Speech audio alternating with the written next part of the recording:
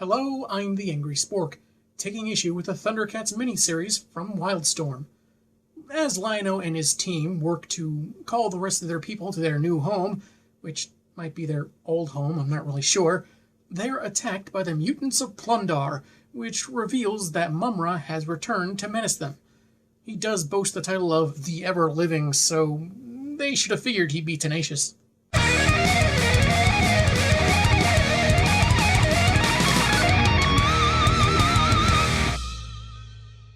Issue 3's cover is a little different from the others before it.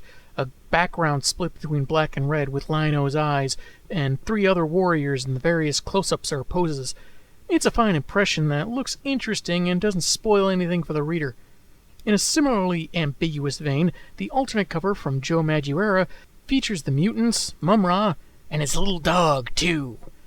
Art duties have changed again, now taken care of by Francisco Herrera, Carlos Lobo Cuervos, and Wildstorm Effects.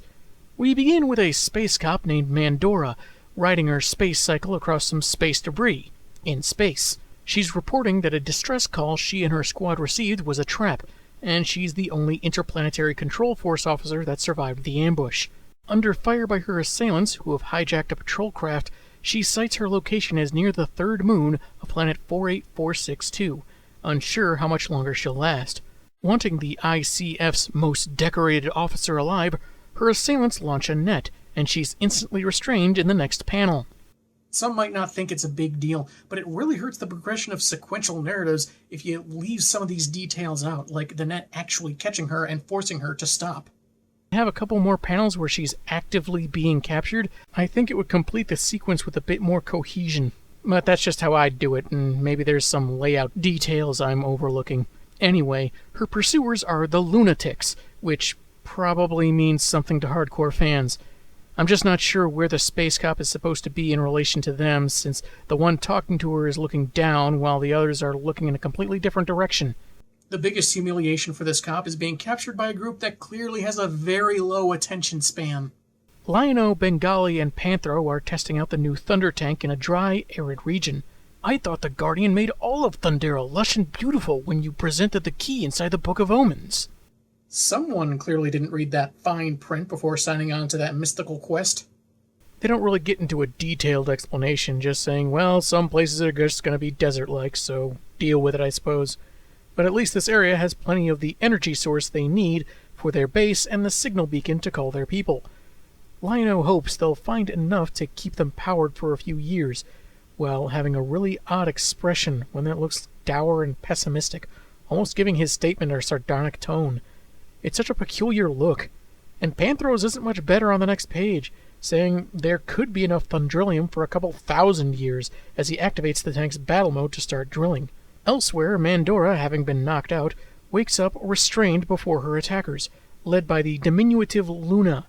She tells Alluro to refresh the cop's memory as to why the group wants revenge, and his hands begin crackling as he mentions when they first met. No, not static electric shock. It's mildly painful and really annoying. Anything but that. The villain's mental powers seem to cause Mandora pain, though her expression doesn't really match her exclamation. Luna narrates how her group abducted Lynx-O and forced him to use his Braille board to help them hide from the Thundercats in peace. That's when Mandora appeared looking to apprehend their ice-powered teammate, Chilla, and subsequently interfered in their plans. The cop took down the group one by one, wrecking their sky tomb and arresting her target before aiding the T-Cats in banishing the rest of the criminals and someone named Captain Cracker. Fortunately, Sergeant Saltine and Rear Admiral Wheatthin managed to escape. As the purloined ship arrives at the intended destination, Mandora isn't concerned with her own well-being, since the law will catch up to them soon enough. Luna, swearing revenge against her and the cat people, laughs this off. You don't get it, do you, Flatfoot? I am the law now. No, you're not. You're way too short to be Sylvester Stallone. By, at least 5 inches. In the cat's lair, Cheetara and the others are informed of the away team's arrival with their power supply, and the news that there may be enough Thundrillium to see them into a Thunderian renaissance. Turns out the entire adventure from the cartoon to this comic has been the Thundercats' elaborate plan to create their version of the Ninja Turtles. Dibs on writing their crossover with the Thundercats. I called it first. An explosion outside cuts off communication, prompting Lynx-O and crew to hasten their return.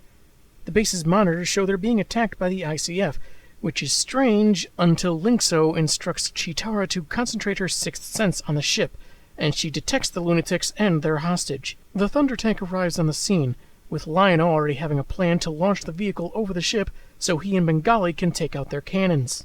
What's most impressive about this attack is we haven't seen the ship yet.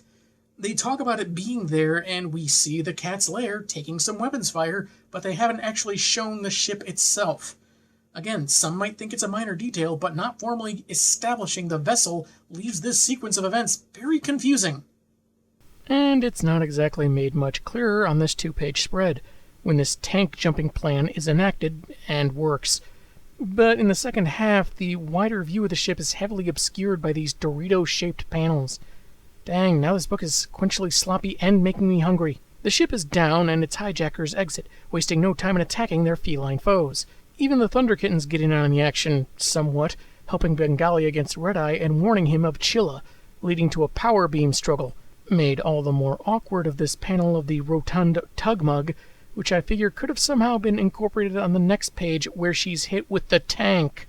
Don't worry, she wasn't killed or anything. She's fat, an alien, and evil, so being hit by a high-speed multi-ton vehicle only knocked her out. Because Thunder Science! Cheetara takes out Alluro, leaving only Luna and her transportation brute Amok standing. This reminds me of that fat man I used to ride to work. How? How did you defeat them so easily? We're the Thundercats, Luna. We've got plot armor with main character buffs and plus 20 charisma. No dungeon master can stop us.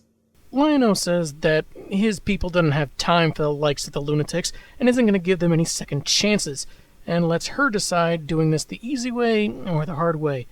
Before Luna's last goon can attack, they're zapped into submission by Mandora. She uncuffed herself easily enough, but had to wait until no one was guarding her before joining the tail end of the fight, and promises that these bandits will be locked up for a good long while. We go to the Onyx Pyramid, where Mumm-Ra is bemoaning to his dog how things don't really seem to change. The Thundercats always win regardless of the planet they're on or How much stronger or smarter we make those insufferable mutants.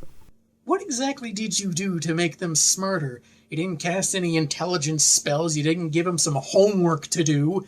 If you signed them up for a fraudulent technical college, that's on you. In a plan that requires something more than mere brute force, he instructs Mama to morph into his flying form, so he'll be strong enough to capture Wily Cat. The littlest Thundercat. And that's why his sister styles her hair in that weird updo. It gives the illusion that she's the taller one. She originally did it so she could sneak her way onto carnival rides. I want to say that there are ways this story works a little better than the previous two. The Lunatics aren't working for anyone or controlled by some unseen force. They're out for revenge. Though they're beaten about as easily as previous villains, and in the case of Chilla, we don't really see the defeat at all, so better may be debatable. On top of the less than optimal panel progression that leaves out certain details, this also seemed even more heavily reliant on the show, mostly by seeming to be referencing one specific episode. You could make the same criticism on Shadowmaster in issue 1, but there wasn't 2 pages of exposition as to why he was attacking our heroes. The art for this issue is not my favorite of the 3 styles we've seen so far. I don't think it's bad, maybe just a little too abstract for my personal tastes, at least where these characters are concerned, and just really weird expressions that sometimes don't match what the dialogue suggests the tone should be. Tune in next week when Mumm-Ra exacts his revenge on Wily Cat for, I assume, not staying off his lawn. Or maybe toilet papering the pyramid. Again, it's been a while since I've watched the show. I'm the Angry Spork, and man have I got issues.